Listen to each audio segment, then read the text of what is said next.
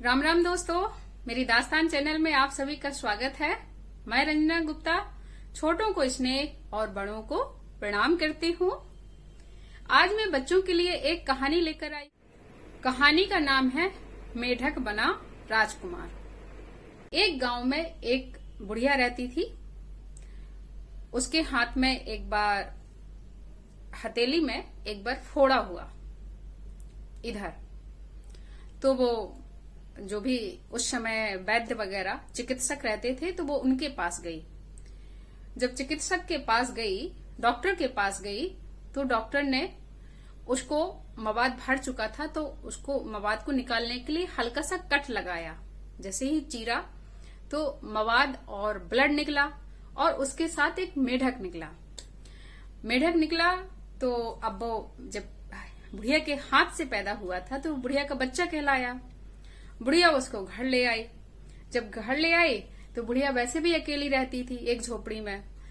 तो वो दिन भर उछलता कूदता, बुढ़िया का भी मन लगा रहता। एक मेढक कितना खाएगा, जो बनाया खुर्चाया दे दिया, नहीं तो वो थोड़ा सा इधर उधर बाहर से खाकर आ गया।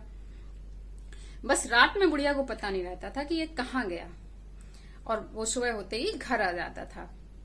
अब एक बार क्या हुआ, उसके बुढ़िया जिस गांव में रहती थी उस राज्य के राजा की बेटी की शादी थी, यानी कि राजकुमारी की शादी थी।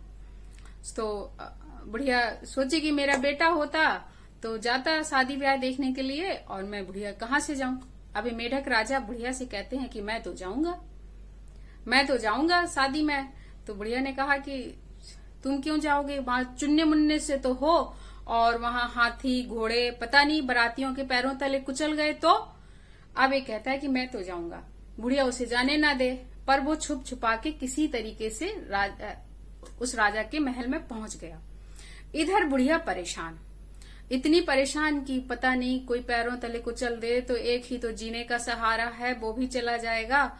और उधर क्या हुआ कि जब शादी की तैयारियां हो रही थी तो ये सब जगह घूमे, और जब जहां शादी का मंडप था, जहां राजकुमारी और जिस राजकुमार से शादी हो रही होगी, वहां जाके मंडप के वहीं पास में आके बैठ गया। लोग उसे बहुत भगाने की कोशिश की, पर भी फिर भी वो उछल कूद के आ जाता था। अब राजकुमार के गले में जिससे भी शादी हो रही हो वरमाला डालना चाहे, तो एक बार राजकुमारी ने वरमाला डाली राजकुमार के गले में, तो ये राजकुमार को पता नहीं कैसे गिर गया, और ये मेढक राजा उछल के अपने गले में माला डलवा ली। मतलब जो भी छोटा होगा, अब वो उछल के वो गिरी और मेढक नीचे और माला उसके चारों तरफ। तो सब लोग कहें राजकुमारी चूक गई, माला डालने से चूक गई, मतलब राजकुमारी धोखा खा गई, माला नहीं डाल पाई सही गले पे। एक मेढक से कहीं शादी होती है तो कहीं दोबारा डालो, राजकुमारी से कहा दोबारा डालो, तो मेढक को फिर हटाया गया, पर मेढक राजा फिर वही वो टस से मस न हो। अब और शादी ब्याह का दिन, एक जानवर को मार भी नहीं सकते। तो राजकुमारी ने फिर राजकुमार को दोबारा वरमाला डालने की कोशिश की, पर फिर वो जो राजकुमार था वो गिर गया, और ये मेढक राजा फिर उछल के आ गए, फिर इनके गले में वरमाला पड़ गई। अब राजकुमारी कहे कि अब क्या कर सकते हैं, फिर सबने कहा नहीं धोखा हो गया, ऐसा कहीं होता है कि मेढक से शादी हो। तीसरी बार राजकुमारी ने कहा अगर तीसरी बार भी मेढक से वरमाला पड़ेगी तो मैं इसी से विवाह करूंगी। सबने खूब कोशिश की मेढक को भगाने की, पर वो सबको उस समय तो ना दिखे, और जैसे ही वरमाला डालने का मौका आए तो वो राजकुमार गिर जाए और ये मेढक राजा फिर उछल के आ जाए। फिर राजकुमारी की तीसरी बार भी वरमाला मेढक के उस गले में पड़ी। आप क्या करते, राजा भी परेशान। राजकुमारी ने कह दिया कि अब तो यही मेरे सब कुछ है, जब भगवान मुझे इसी के वरमाला डलवा रहा है तो मैं क्या करूं, यही मेरे भाग्य में होंगे। राजा ने उसको विदा किया। जब विदा किया, अब मेढक का कहीं कोई घर होता है, वो समझ में नहीं आ रहा था राजा को कि क्या करे। तो राजा ने भी कहा कि अब जाओ मेढक के साथ, मैं क्या तुम्हें दूं, थोड़ा बहुत जो जेवर एवर था वो राजकुमारी पहने थी अपने। और एक राजा ने कहा देखो ये कहाँ ले जाता है। उसके गुप्तचर भी गए। जब गुप्तचर गए तो राजकुमारी ने देखा, राजकुमारी एक झोपड़ी के पास मेढक लेवा गया उसको। मेढक आगे आगे कूदते फादते जाएं और राजकुमारी पीछे पीछे। पूरे गांव में हल्ला, मेढक की दुल्हन आ गई, मेढक की दुल्हन आ गई, मेढक की दुल्हन आ गई। अब बुढ़िया ने देखा कि ये तो, और बुढ़िया के पास खबर पहुंच गई कि मेढक ने तो शादी कर ली, ये हुआ वो हुआ।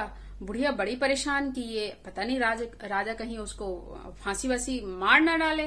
पर वो देखती है कि मेढक आ रहा है और बहू रानी भी आ रही है। अब वो बुढ़िया बड़ी खुश कि बहू रानी आ गई घर में, चलो मेढक है तो बहू रानी से मेरा मन तो लगा रहेगा। लेकिन परेशान भी थी अंदर से, लेकिन क्या करे, अब बहू रानी दरवाजे पर आई तो स्वागत तो करना था। जब स्वागत किया, उसने जो भी पानी उतारना वो सब करना, जो भी बहू के स्वागत में किया जाता है, बुढ़िया के पास जो भी सामान अवेलेबल था किया। अब राजा ने सोचा कि झोपड़े में कैसी रहेगी राजकुमारी, चलो एक महल दे देता हूँ। तो राजा ने एक महल ले दिया छोटा सा बनवा के, जिसमें बुढ़िया, बहू और मेढक रहने लगे। अब ये दिन भर राजकुमारी भी देखती कि मेढक तो वो दिन भर रहता है, रात में कहीं चला जाता है।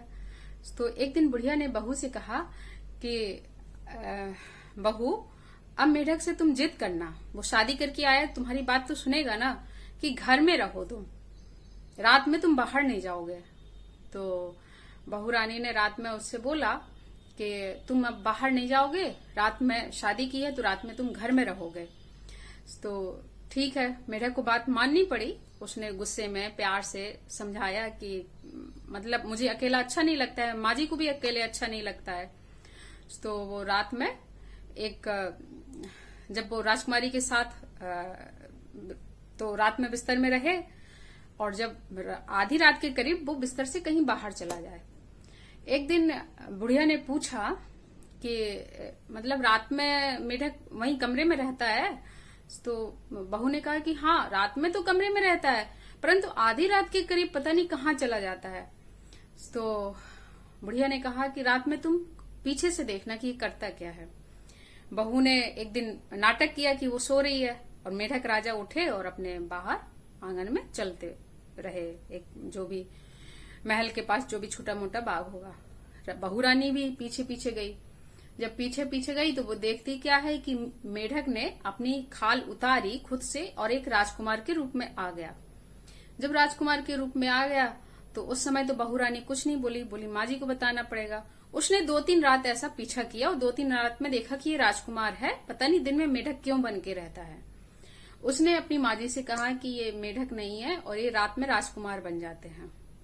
तो बुढ़िया ने कहा कि अब तुम पीछे पीछे जाना, और मैं यहाँ आग जलाकर रखूंगी, एक उसमें मतलब एक आग जलाकर रखूंगी तसले में, और जैसे ही वो मेढक का कवर उतारे, तुम वो खाल पकड़ के जल्दी से मेरे पास ले आना।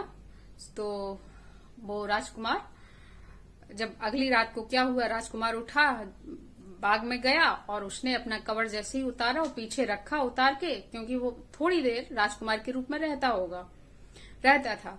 तो उसने ध्यान नहीं दिया, ये चुपके से उसका कवर जो था वो उठाया और माँ जी के पास लाके रख दिया। माँ जी ने आग जला रखी थी, उसने तुरंत कवर लिया और आग में डाल दिया मेढक का कवर, जो मेढक का आवरण जो पहने हुए था।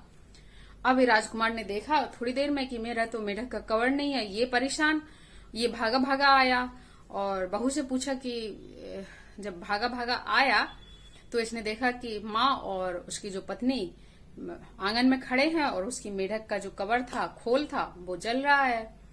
तो थोड़ी देर तो वो परेशान हुआ, फिर मुस्कुराया और वो से शाप से मुक्त हो गया।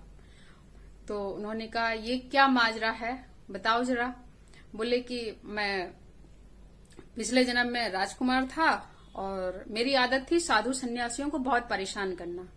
मैंने एक साधु को परेशान किया तो उन्होंने शाप दे दिया था कि तुम मेढक बन जाओगे।